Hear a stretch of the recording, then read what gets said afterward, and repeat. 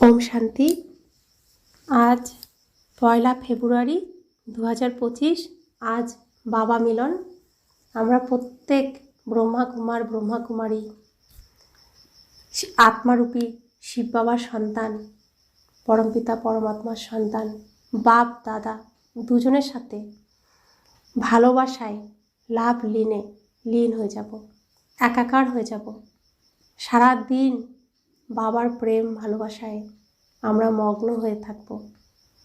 বাবা এসে আমাদের তার সম্পূর্ণ ভালোবাসা ভরপুর করে ভরিয়ে দেবেন। বাবার সাথে আমরা আজকে প্রত্যেক ব্রাহ্মণ বাচ্চা সারা দিন লীন হয়ে থাকব। তো আজকের প্রাতমূল্যী ওম শান্তি বাপ দাদা মধুবন। বাবা বলছেন, মিঠে মিঠে বাচ্চে, তোমরা হলে আত্মা, তোমাদের স্বধর্ম হলো শান্তি, তোমাদের দেশ হলো শান্তিধাম। তোমরা আত্মারা হলে শান্ত স্বরূপ, সেই জন্য তোমরা শান্তি চাইতে পারো না। আজকের মূল্যের প্রশ্ন, শান্তি চাইতে পারি না, আমাদের রূপই হলো শান্ত স্বরূপ। যেটা আমার রূপ সেটা আমি চাইবো আর কি, আমি তো আমার ধর্মই হলো শান্ত। আজকের মূল্যের প্রশ্ন, তোমাদের যোগবল কোন চমৎকারিত্ব করে থাকে? উত্তর, যোগবলের দ্বারা তোমরা সমগ্র দুনিয়াকে পবিত্র করো।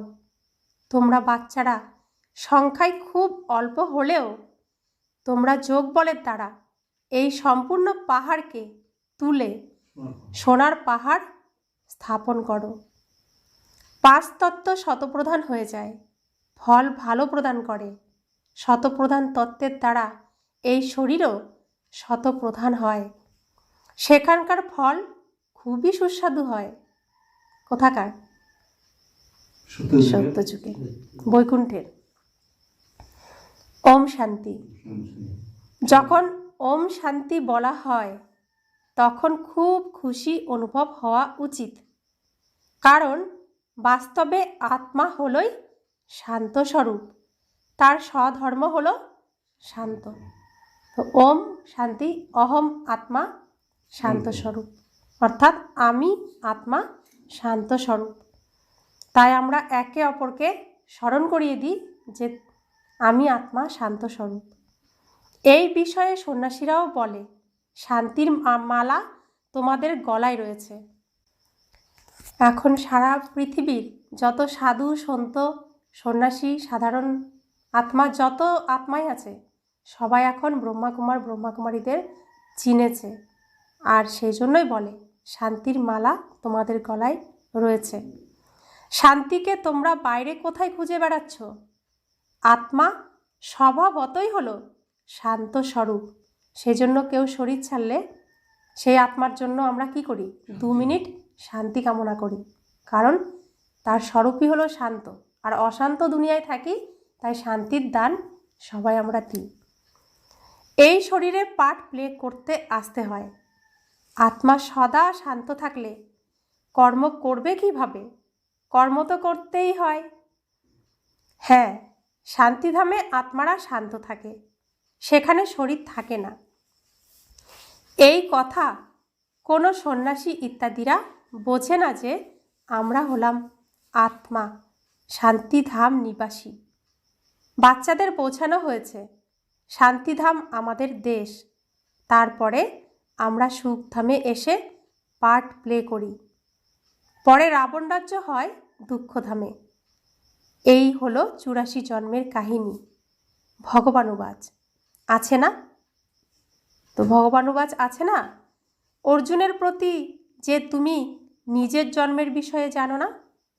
গীতাতে আছে না 4th অধ্যায়ের 5ম শ্লোক, এটা যে আমি বহুবার জন্মগ্রহণ করেছি, তুমি তা জানো না, আমি তা জানি। এটা শ্রীকৃষ্ণের মুখের বাণী, অর্থাৎ ব্রহ্মা বাবার কথা এটা। আর পরমাত্মা শিব বাবার কথা হলো আমি 6ষ্ঠ শ্লোক, আমি জন্ম মৃত্যু রহিত, আমি নিজ মায়া বলে নিজেকে সৃষ্টি করি, আমি আমার পরিচয় দিই। এটা হলো ভগবানুবাচ নিজের জন্য।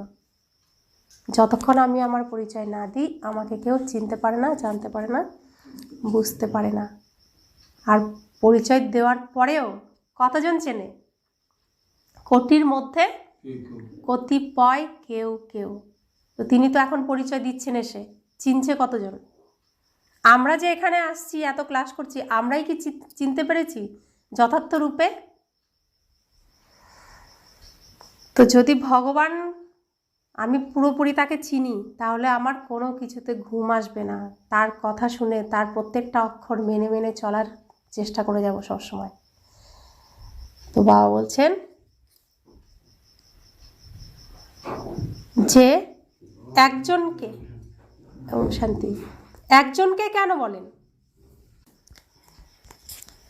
তো অর্জুনকেই কি এই জ্ঞান একা দিয়েছিলেন? অর্জুনের জন্যই শুধু? কাদের জন্য দিয়েছেন? প্রত্যেকের জন্য দিয়েছেন। প্রত্যেক আত্মার জীবন কিভাবে যাপন করতে হবে সেই জ্ঞান দিয়েছেন। তো বাবা বলছেন কারণ একজনের গ্যারান্টি আছে। কার গ্যারান্টি আছে? ব্রহ্মা বাবার গ্যারান্টি আছে, কৃষ্ণের গ্যারান্টি আছে। তাই বাবা একজনকেই দিয়েছেন প্রথমে, যে এই আমার সুযোগ্য সন্তান, যে আমার সব কর্মকে সফল করবে। সেজন্য তাকে দিয়েছেন, তিনি আবার আমাদের দিচ্ছেন। তা আমরা তো তার সমান কিছুই করছি না এখনো পর্যন্ত। তিনি তো 1 সেকেন্ডের তন, মন, ধন, সম্বন্ধ, সম্পর্ক সব দিয়ে দিয়েছেন। আমরা দিতে পারছি না। তো বাবা বলছেন রাধাকৃষ্ণের তো গ্যারান্টি আছে, তাই এদের বলেন। রাধাকৃষ্ণ নাম্বার 1, তাই তাদেরকেই বলেন। এই কথা বাবাও জানেন, বাচ্চারাও জানেন যে এই যে সব বাচ্চারা আছে সবাই তো 84 জন্ম নেবে না। কেউ মাঝখানে আসবে, কেউ শেষে আসবে। এনার হলো সার্টেন, শ্রীকৃষ্ণের হলো, ব্রহ্মা বাবার হলো সার্টেন, অর্থাৎ শুরুতেও তিনি, শেষেও তিনি। তাকে তো নাম্বার 1 হয়েই থাকতে হবে। এনাকেই বলা হয় হে বাচ্চা, অর্থাৎ ইনি হলেন অর্জুন, তাই না? রথে বসে আছেন, রথে বসে আছেন কে? শ্রীকৃষ্ণ রথে বসে আছেন। শ্রীকৃষ্ণর মধ্যে শিব বাবা বসে আছেন। বাচ্চারা নিজেরাও বুঝতে পারে আমরা কিভাবে জন্ম নেব। সার্ভিস না করলে সত্যযুগ নতুন দুনিয়ায় প্রথমে আসবে কিভাবে? এদের ভাগ্য কোথায়? পরে যারা জন্ম নেবে তাদের জন্য তো পুরানো ঘর হতে থাকবে। আমি এনার জন্য বলি, ফলে তোমাদের জন্য হলো সার্টেন, অর্থাৎ শ্রীকৃষ্ণকে বলেন, ব্রহ্মা বাবাকে বলেন। তো আমাদের জন্য সেই একই মত। তোমরাও বুঝতে পারো মাম্মা বাবা 84 জন্ম নেন। কুমারকা, জনক, এমন মহারথীরা আছেন যারা 84 জন্ম নেন। যারা সার্ভিস করে না তারা অবশ্যই কিছু জন্ম পরে আসবে। তারা বোঝে আমরা তো ফেল হয়ে যাব, শেষে আসব। স্কুলে দৌড়ে টার্গেট পর্যন্ত এসে আবার ফিরে যায়, তাই না? সবাই একরস হতে পারবে না। রেসে 1 ইঞ্চি তফাৎ থাকলেও জিতে যায়। এও অশ্বরেশ, তাই না? আমাদেরও এখানে অশ্বরেশ, অর্থাৎ মনের রেশ। এখানে মনরূপী, মন হচ্ছে কি ঘোড়ার মতো, ছুটছে ছুটছে এদিকে সেদিকে। যে কন্ট্রোল করে এক লাইনে রাখতে পারবে, লক্ষ্যে পৌঁছাতে পারবে, সেই তো জিতবে। আর না হলে মন যদি এদিকে যায় অর্থাৎ আত্মাও যাচ্ছে, মন যাওয়া অর্থাৎ আত্মা নিজে যাচ্ছে। তাই এক বল, এক ভরসাতে চলতে হবে। এক বলকে, এক পিতা আর এক শ্রীকৃষ্ণ, আর দ্বিতীয় কেউ নয়। আর উদ্দেশ্য থাকবে এক, বৈকুণ্ঠ, আর কোথাও না। তো বাবা বলছেন রথকেও ঘোড়া বলা হয়, যদিও তারা যা দেখায় দক্ষ প্রজাপিতা যজ্ঞ রচনা করেছেন, তাতে ঘোড়া উৎসর্গ করেছেন, সেসব কোনো কথা নেই। দক্ষ প্রজাপিতাও নেই, কোনো যজ্ঞ রচনাও করেননি। বই ইত্যাদিতে ভক্তিমার্গের অনেক কাহিনী আছে, তার নাম হলো কথকতা। অনেক কথকতা শোনে, কথাবাচক থাকে না, কথা শোনায়। তোমরা তো পড়াশোনা করো, আমরা কোনো কথা শোনাই না। আমরা সত্যনারায়ণের সত্য জীবনের সত্য কাহিনী শুনছি সত্য যুগে যাওয়ার জন্য, সত্য পিতার সাথে সত্য আত্মা শুনছি। তো এখানে সবটাই সত্য, এখানে এক বিন্দু ছলনার কোনো জায়গা নেই। তো আমরা পড়াশোনা করছি, জ্ঞান অর্জন করছি কোথায় যাওয়ার জন্য? সত্য যুগে যাওয়ার জন্য। কি হওয়ার জন্য পড়াশোনা করছি? এই যে লক্ষ্মীনারায়ণ হওয়ার জন্য পড়াশোনা করছি। তো বাবা বলছেন পড়াশোনাকে কাহিনী বলা হবে না। স্কুলে পড়াশোনা করে, সেখানে এইম অবজেক্ট থাকে যে এই পড়াশোনার দ্বারা এই চাকরি পাবো, কিছু তো প্রাপ্তি হবে। এখন বাচ্চারা তোমাদের দেহি অভিমানী হতে হবে, এতেই হলো পরিশ্রম। বাবাকে স্মরণ করলেই বিকর্ম বিনাশ হবে। বিশেষভাবে স্মরণ করা উচিত। এমন নয় যে আমি তো শিব বাবার সন্তান, তাহলে স্মরণের কি প্রয়োজন? না, স্মরণ করতে হবে নিজেকে স্টুডেন্ট ভেবে। তিনি শিক্ষক, আমি স্টুডেন্ট, তার সমস্ত শিক্ষা আমি খুব মন দিয়ে গ্রহণ করব, এইভাবে স্মরণ করতে হবে। আমরা আত্মা, আমাদের শিব বাবা পড়াচ্ছেন, সে কথাও ভুলে যায়। শিব বাবা হলেন একমাত্র টিচার, যিনি সৃষ্টির আদি মধ্য অন্তের রহস্য বলে দেন। এই কথাও স্মরণে থাকে না, এসব কথাও স্মরণে থাকে না। প্রত্যেক বাচ্চার নিজের মনে প্রশ্ন করা উচিত, কতটা সময় বাবার স্মরণ স্থায়ী হয়? বেশি সময় তো বাহ্যমুখিতাতেই চলে যায়। এই স্মরণই হলো মুখ্য। এই ভারতের যোগের অনেক মহিমা রয়েছে, কিন্তু যে যোগ কে শেখায় সে কথা কেউ জানে না। গীতায় কৃষ্ণের নাম দিয়ে দিয়েছে। এবারে কৃষ্ণকে স্মরণ করলে একটি পাপও বিনষ্ট হবে না, কারণ সে তো হলো দেহধারী। 5 তত্ত্ব দিয়ে তৈরি। কৃষ্ণকে স্মরণ করা অর্থাৎ মাটিকে স্মরণ করা, 5 তত্ত্বকে স্মরণ করা। শিব বাবা হলেন অশরীরী, তাই বলা হয় অশরীরী হও। আমার পিতার শরীর নেই, আমারও শরীর নেই, কিন্তু অভিনয়ের জন্য এটা রয়েছে, কিন্তু আত্মার তো কোনো শরীর থাকে না। আত্মা তো আত্মা, জ্যোতির্বিন্দু স্বরূপ। তো আমিও অশরীরী, আমার পিতাও অশরীরী, তখনই মানা হবে যে পিতাকে মানছি। যদি কোনো দেহধারীকে মানি তো পিতাকে মানছি, এটা প্রমাণ হয় না। তো বাবা বলছেন আমি পিতা, আমাকে স্মরণ করো, আমাকেই স্মরণ করো। অর্থাৎ কেন বলছেন বাবা? কারণ দেহ বা দেহের এক অংশ কোনো কিছু এখান থেকে যাবে না। সম্পূর্ণ আত্মা পবিত্র হয়ে এসেছিলাম, আর সম্পূর্ণ পবিত্র হয়েই ফিরতে হবে ঘরে, পবিত্র দুনিয়ায়। তবে আমি কোনো সাজা খাবো না, তবে আমি ভালোভাবে ঘরে ফিরতে পারবো। তাই যেদিকেই তাকাবো নোংরা, যার দিকেই তাকাবো নোংরা। একমাত্র বাবা হলেন শুদ্ধ, পবিত্র, সুন্দর, তাই তাকেই দেখতে হবে। দেখতে দেখতে দেখতে দেখতে আমি তার মতো হয়ে ঘরে ফিরে যাব তার সাথে। সেজন্য বাবা বলেন আমাকে দেখো, আমাকে স্মরণ করো। তোমরা বলেও থাকো যে হে পতিত পাবন, তিনি তো একজনই, তাই না? পতিত পাবন কি অনেকজন? একজনই। যুক্তি সহকারে জিজ্ঞাসা করা উচিত গীতার ভগবান কে? ভগবান রচয়িতা হলেন একজনই। যদি মানুষ নিজেদের ভগবান বলেও থাকে, তবুও এমন কখনো বলবে না যে তোমরা সবাই আমার সন্তান। হয় বলবে ততোত্তম, না হলে বলবে ঈশ্বর সর্বব্যাপী। আমিও ভগবান, তুমিও ভগবান, যেদিকে দেখি তুমিই তুমি। পাথরেও তুমি, এমনও বলে দেয়। তোমরা আমার সন্তান, এমন বলতে পারো না। তা আমরা কি এমন বলতে পারি?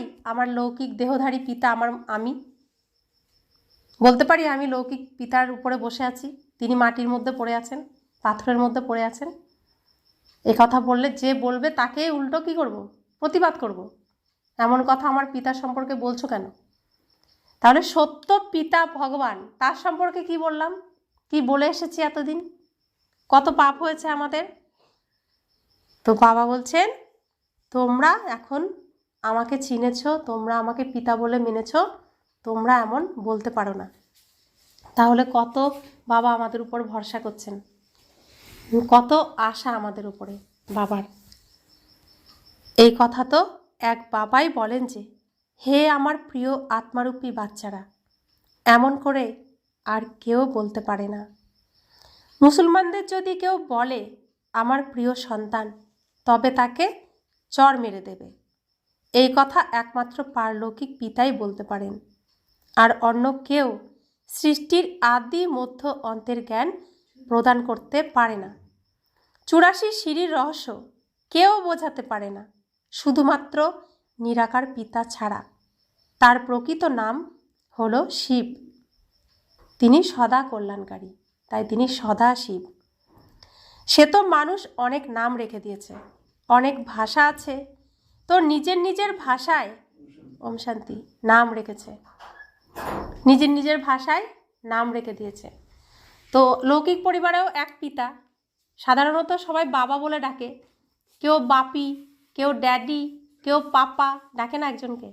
তো সেরকম আমরা বাচ্চারা এক একজন ভগবানকে এক এক নামে ডাকতে থাকি। বাবা বলছেন অনেক ভাষা আছে, তো নিজের নিজের ভাষায় নাম রেখেছে। যেমন বম্বতে বলা হয় বাবুলনাথ, কিন্তু তারা অর্থ বোঝে না। তোমরা বুঝেছ, কাঁটাদের ফুলে পরিণত করেন যিনি। তো বাবুল কাঁটা, বাবলা কাঁটাকে ফুলে পরিণত করে দিয়েছেন কে?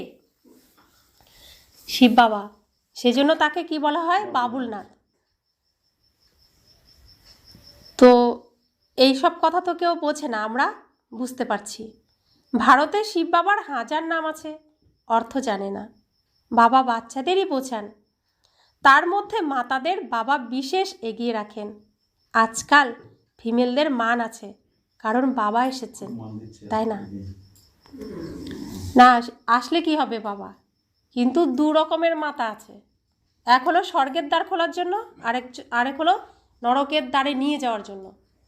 যারা এজন্য বলে মেয়েরা মেয়ের শত্রু, এই কথাটা লৌকিকে প্রচলিত আছে। এটাও বুঝতে হবে, এটা সত্য, আর এটা কাউকে হিট করতে পারে, তীর লেগে যেতে পারে।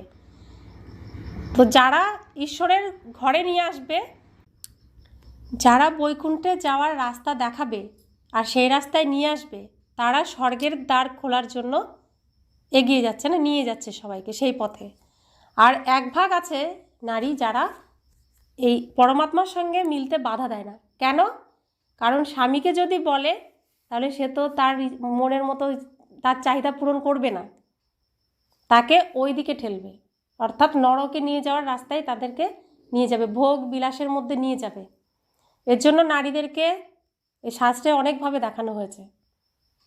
সেখানে শক্তিরূপা দুর্গাও আছে, লক্ষ্মী আছে, সরস্বতী আছে, আবার সেখানে উর্বশী কি আছে না নাম, উর্বশী রম্ভা আছে না? তো তারা কোথায় নিয়ে যাচ্ছে? নরকে। আর পৃথিবীতে এখন সে কাজ কারা করছে? যারা অভিনয় করছে। তো আমরা কেমন নারী হব? শ্রেষ্ঠ হব, স্বর্গের দ্বার খোলার কাজে আমরা সবাইকে পথ দেখাবো, নিজেও অংশগ্রহণ করব। তো বাবা এসেছেন, এখন সব নারী এর জন্য কি হচ্ছে? মান পাচ্ছে প্রত্যেকেই।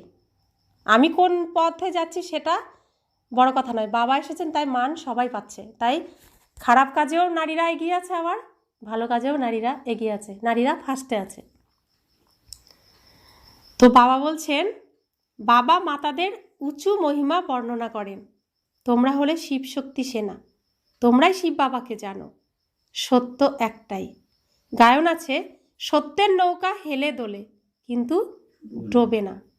সুতরাং তোমরা হলে সত্য, নতুন দুনিয়া স্থাপন করছো।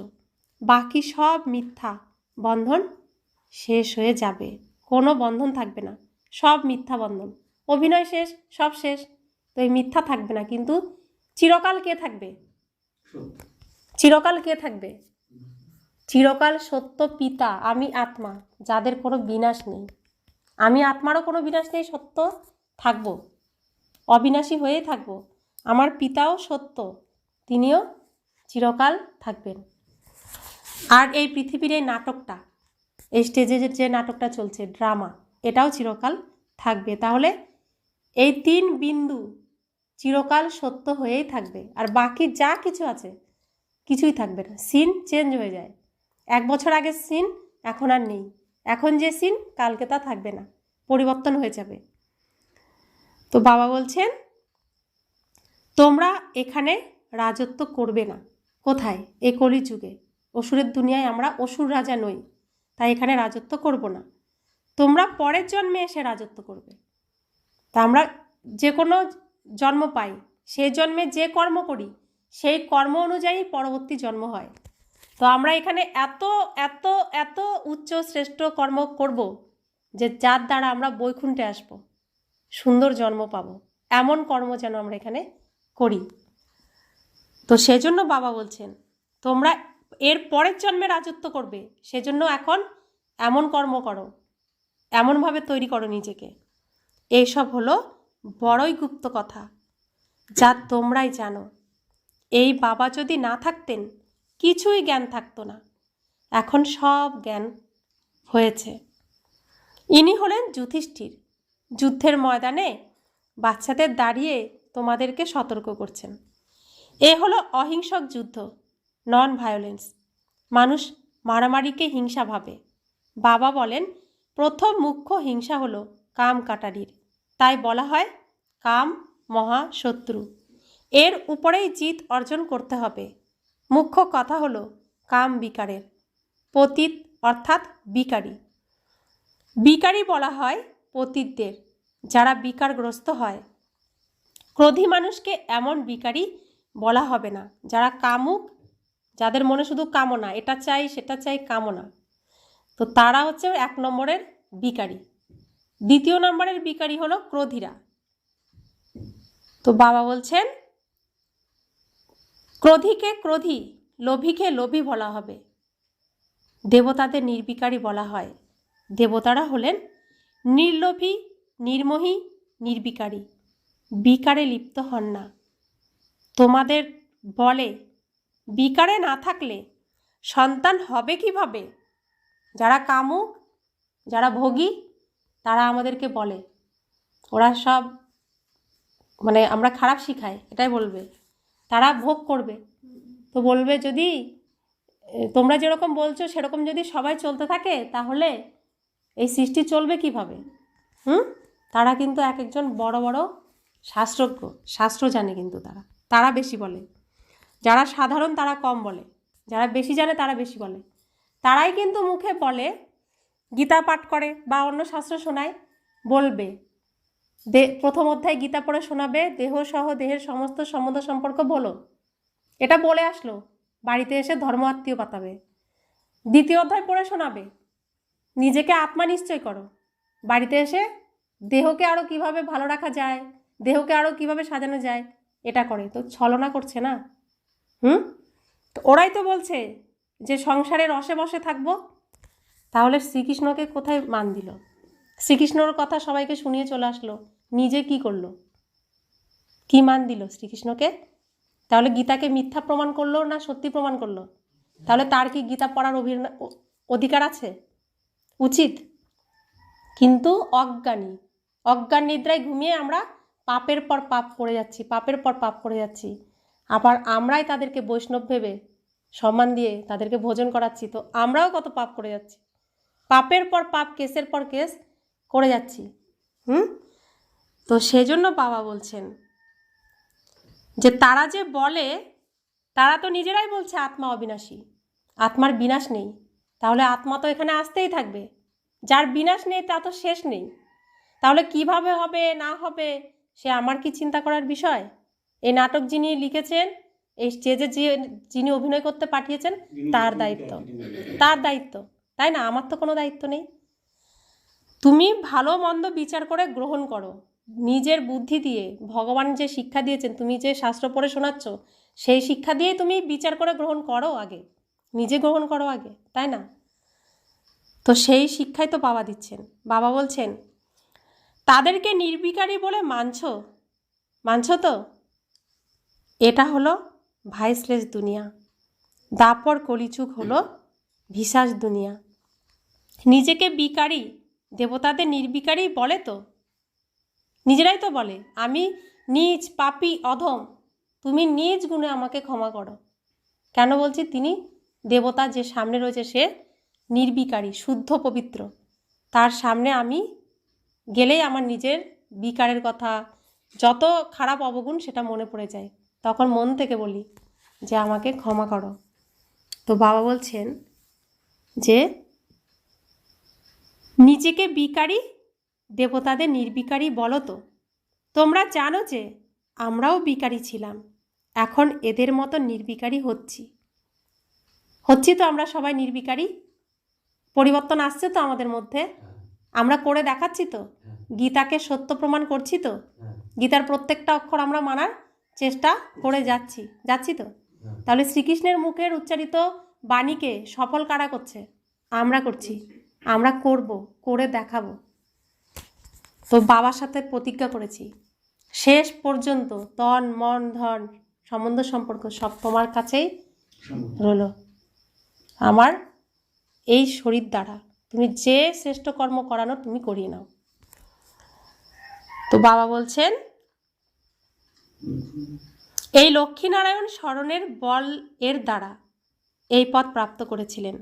তো লক্ষ্মীনারায়ণও স্বয়ং ভগবানকে স্মরণ করেছিলেন, তার শিক্ষাকে গ্রহণ করেছিলেন, তাই নাম্বার 1 হয়ে গিয়ে নাম্বার 1 পদ পেয়ে গেছেন। আমরাই দেবী দেবতা ছিলাম, আমরাই কল্পপূর্বে এই রাজত্ব প্রাপ্ত করেছিলাম, যা হারিয়েছিলাম আবার আমরাই প্রাপ্ত করছি। এই চিন্তন বুদ্ধিতে থাকলেও খুশি অক্ষুণ্ণ থাকবে, কিন্তু মায়া এই স্মৃতি ভুলিয়ে দেয়। বাবা জানেন তোমরা স্থায়ীভাবে স্মরণে থাকতে পারবে না। তোমরা বাচ্চারা অটল হয়ে স্মরণ করতে থাকো, তো শীঘ্রই কর্মাতীত অবস্থা হয়ে যাবে এবং আত্মা ফিরে যাবে। কিন্তু হয় না। প্রথম নম্বরে ইনি যাবেন, তারপরে শিবের বরযাত্রী। বিয়ের অনুষ্ঠানে মাতারা মাটির কলসে জ্যোতি জ্বালিয়ে নিয়ে যায়, এ হলো প্রতীক। শিব বাবা সাজেন হলেন সর্বদা জাগ্রত জ্যোতি। তো বিয়ের অনুষ্ঠানে মাটির প্রদীপ কলসে জ্যোতি জ্বালিয়ে নিয়ে যায়, কোনটাকে বলছে? জল ভরতে যাওয়াকে বলছে না? এ হলো প্রতীক। অর্থাৎ প্রদীপ কেন জ্বালিয়ে নিয়ে যায়? প্রদীপ তো শুভ অনুষ্ঠানে লাগে, অর্থাৎ আত্মা প্রদীপ, সেই হিসেবে নিয়ে যাওয়া হয়। তো বাবা বলছেন এর কিসের প্রতীক? এর প্রতীক হলো শিব বাবা সাজেন হলেন সর্বদা জাগ্রত জ্যোতি, আমাদের জ্যোতি জাগ্রত করেন। তো প্রদীপ জ্বালিয়ে রাখেন, অর্থাৎ জ্যোতি জাগ্রত।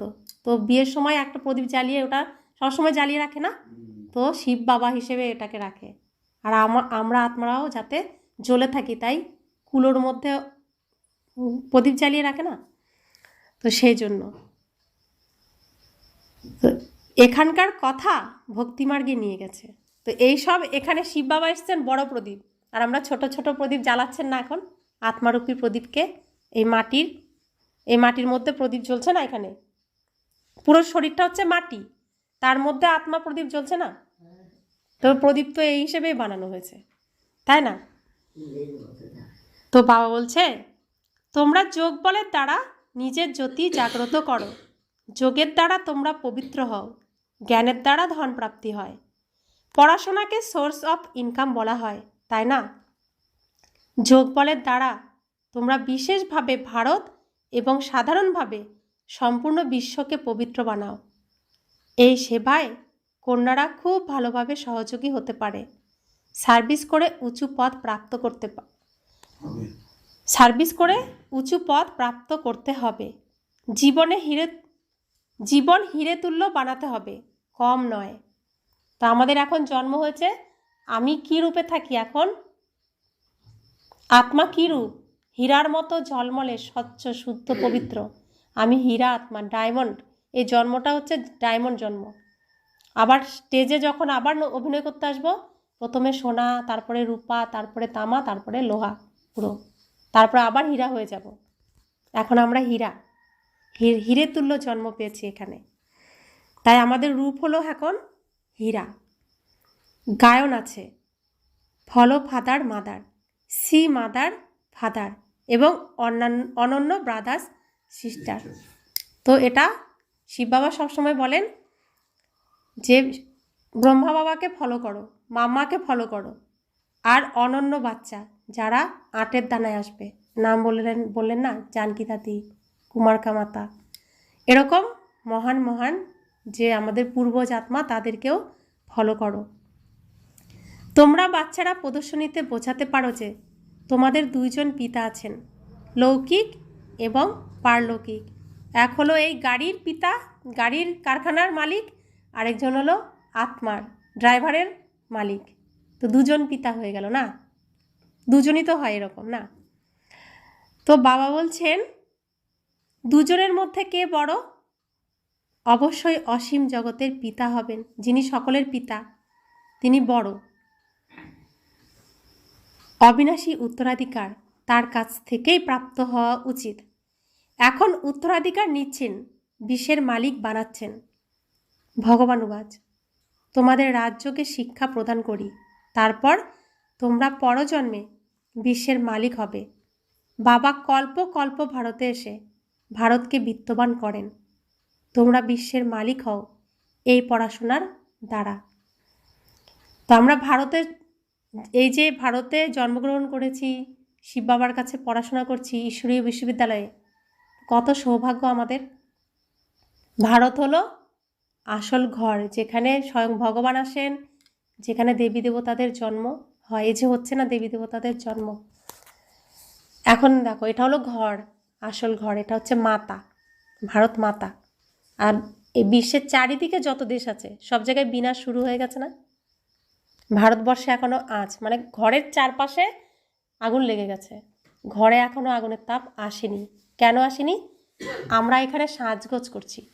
কিসের সাজগোজ করছি? দেবী হওয়ার, দেবতা হওয়ার সাজগোজ আমরা করছি এখানে। সেই জন্য প্রকৃতি আমাদেরকে সময় দিচ্ছে যে তোমরা সেজে গুছে রেডি হও। বাবার জন্য বলছে না প্রত্যক্ষতা, এমনভাবে তৈরি হয়ে আসো, বাবা পর্দা তুলবেন যে এরা সুন্দরভাবে দেবী দেবতা হয়ে রেডি হয়ে গেছে, স্টেজে আসবে। তো এখন খুব ভালো করে নিজেকে সাজানোর জন্য প্রকৃতি আমাদেরকে সময় দিচ্ছে। তো বাবা বলছেন লৌকিক পড়াশোনার দ্বারা কি প্রাপ্ত হয়? কি প্রাপ্ত হয়?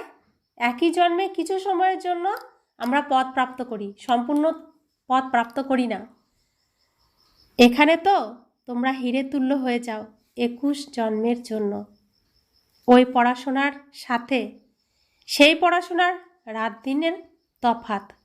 ইনি হলেন বাবা, টিচার, গুরু একজনই। আর লৌকিকে পিতা একজন, শিক্ষক একজন, গুরু আরেকজন। আর এখানে আলাদা। আর এখানে একজনই সবাই, মানে সব কিছু। অতএব পিতার উত্তরাধিকার, টিচারের উত্তরাধিকার এবং গুরুর উত্তরাধিকার সবই প্রদান করেন। অর্থাৎ সব কিছু আমি আত্মায় প্রাপ্ত করব। তাকে এই 3 রূপে যদি আমি মানি, তাহলে 3 রূপে তিনি তার সমস্ত কিছু উত্তরাধিকার আমাকেই বানাবেন। এখন বাবা বলেন দেহ সহ সবাইকে ভুলে যেতে হবে। আমি মরলে আমার কাছে এই দুনিয়াও মৃত। বাবার অ্যাডপ্টেড সন্তান হয়ে কাকে স্মরণ করবে? অন্যদের দেখেও দেখবে না। পার্ট প্লে করার সময়ে বুদ্ধিতে থাকবে আমাদের নিজ ধামে ফিরে যেতে হবে, তারপরে এখানে এসে পার্ট প্লে করতে হবে। এই কথা বুদ্ধিতে থাকলেও খুশির অনুভূতি হতে থাকবে। বাচ্চাদেরকে দেহের বোধ ত্যাগ করা উচিত। এই পুরানো জিনিস এখানে ত্যাগ করতে হবে, এবারে ফিরে যেতে হবে। নাটক সম্পূর্ণ হয়েছে। পুরানো সৃষ্টিতে আগুন লাগছে। অন্ধের সন্তান, অন্ধরা অজ্ঞান নিদ্রায় নিদ্রিত। তো মহাভারতে অন্ধের সন্তান কারা? কৌরবরা। তো অন্ধের সন্তানের জন্য বলছে। আর পাণ্ডবরা কার সন্তান? পাণ্ডুর সন্তান না? পাণ্ডবরা কার সন্তান মহাভারতে? মহাভারতে পাণ্ডবরা কার সন্তান? পাণ্ডু রাজা না, তার সন্তান। তো তিনি তো সদা সতর্ক থাকতেন, তো তার সন্তানরাও সতর্ক। আর অন্ধ ধৃতরাষ্ট্রের সন্তানরা অন্ধ, অজ্ঞান, তারা কৌরব। তো তারা তো নিজেরা সব দখল করতে গিয়ে কি হয়েছে, শেষ হয়ে গেছে না? তো বাবা বলছেন তো সবাই তো এখানেই রয়েছি না। মানুষ বুঝবে, নিদ্রিত মানুষ দেখানো হয়েছে, কিন্তু এ হলো অজ্ঞানতার নিদ্রার কথা। যে নিদ্রার থেকে তোমরা জাগিয়ে তোলো।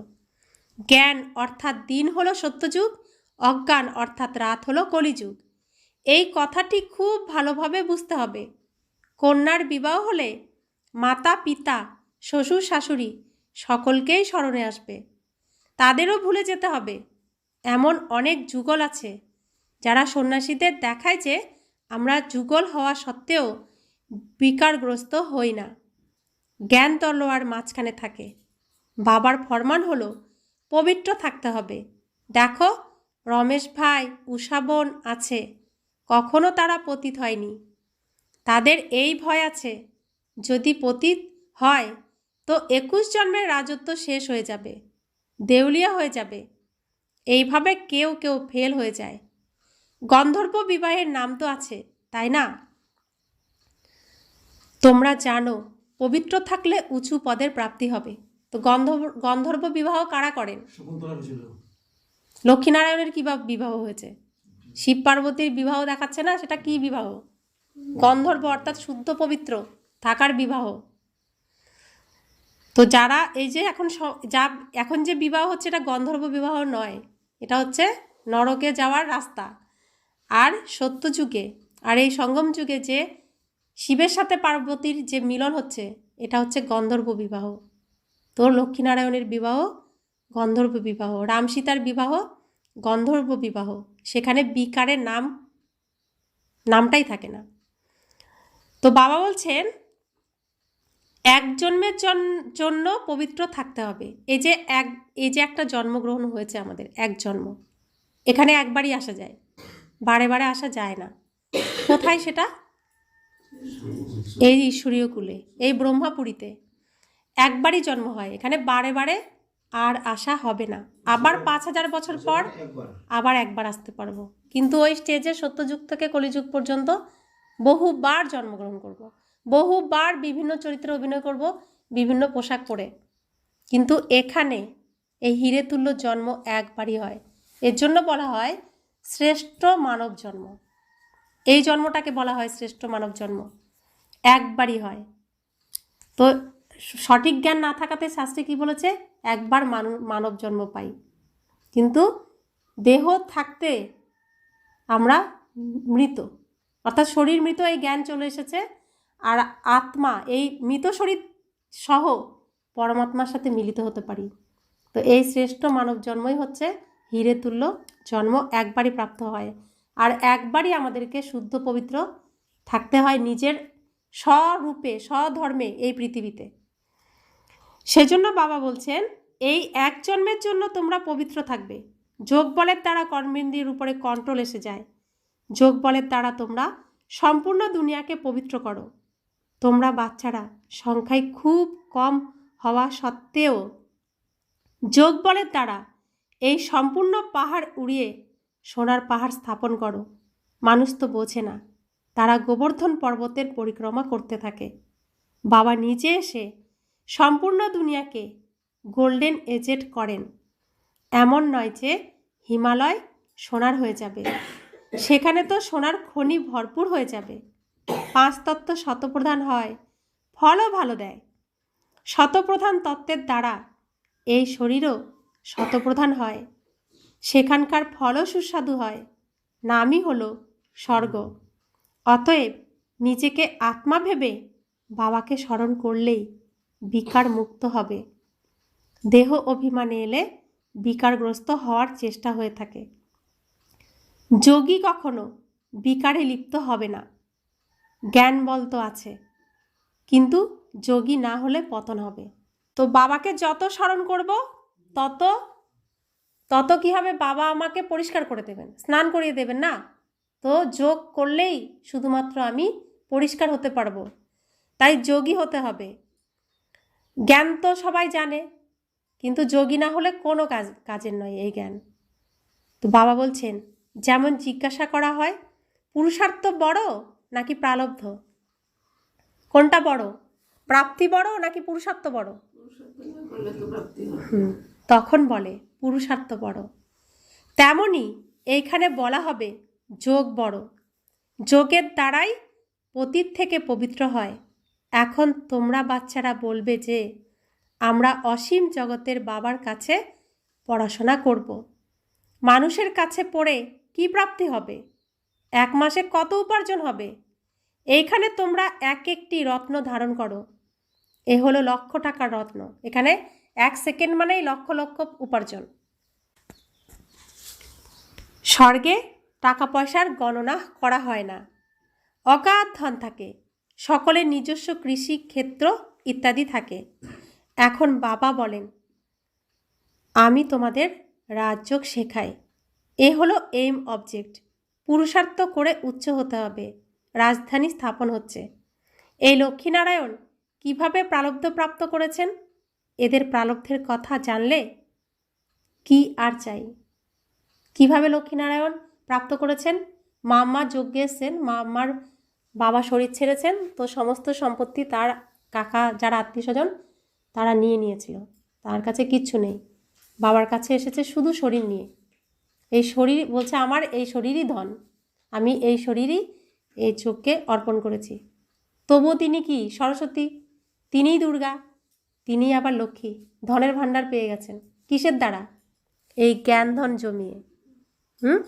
আর ব্রহ্মা বাবা তার সমস্ত সম্বন্ধ সম্পর্ক, তন মন ধন বাবার চোখে দিয়ে দিয়েছেন। তার জন্য কি হয়ে গেছেন? 1 নম্বর হয়ে গেছেন। জ্ঞানকে পুরো নাম্বার 1 হিসেবেই ধারণ করেছেন। সেজন্য তারা ভগবানের সমান হয়ে গেছেন আর এত উচ্চপদ প্রাপ্ত করেছেন। তো বাবা বলছেন, তোমাদের আর কি চাই? তোমরাও তাই করো। এখন তোমরা জানো, কল্পের 5000 বছর পরে বাবা আসেন, এসে ভারতকে স্বর্গ বানান। তো বাচ্চাদের সার্ভিস করার উৎসাহ থাকা উচিত। যতক্ষণ পদ বলবে না ততক্ষণ খাবার খাবে না।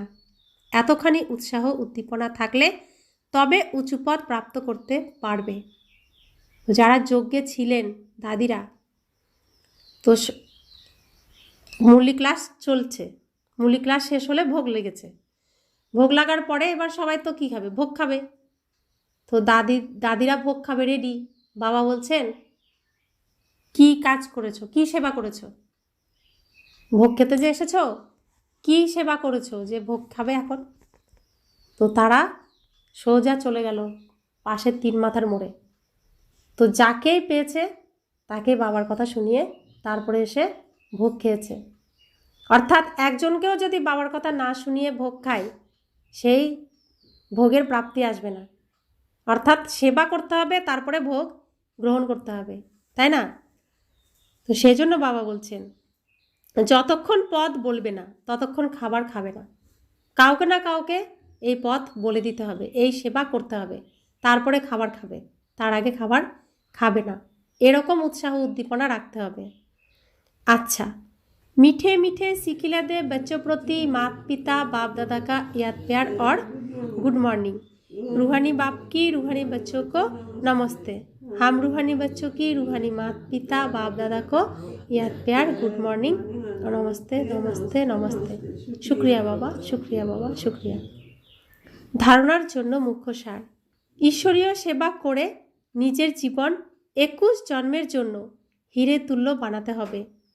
মাতা পিতা এবং অনন্য ভাই বোনদেরকেই ফলো করতে হবে। দ্বিতীয় ধারণা, কর্মাতীত অবস্থা বানানোর জন্য দেহ সহ সবাইকে ভুলে যেতে হবে। নিজের স্মরণ অবিচল ও স্থায়ী বানাতে হবে। দেবতাদের মতন নির্লোভ, নির্মোহী, নির্বিকারী হতে হবে।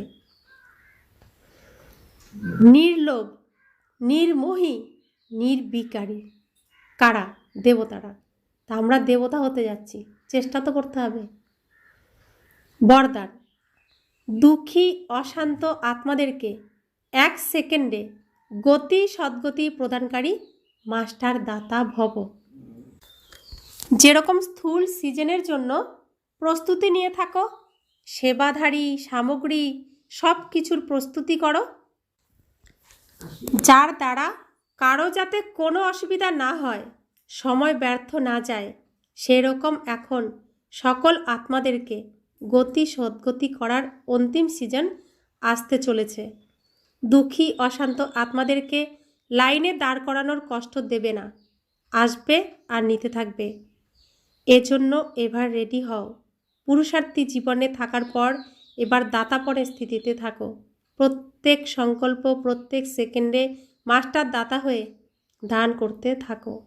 অর্থাৎ কি বলছেন, বাবা পর্দা তুলবেন, যে দেবী হয়ে গেছে, দেবত্ব লাভ করছে, তাকে সামনে রাখবেন।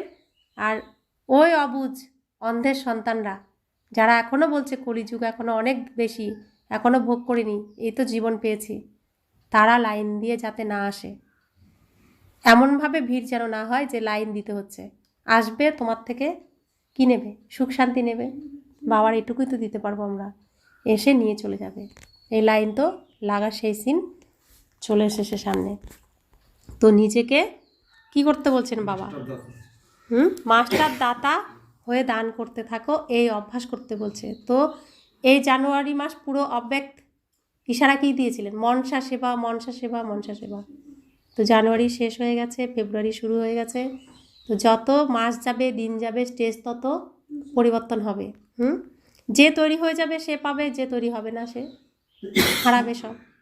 স্লোগান: হুজুরকে বুদ্ধিতে হাজির রাখো, তাহলে সর্বপ্রাপ্তিগুলি জি হুজুর করবে।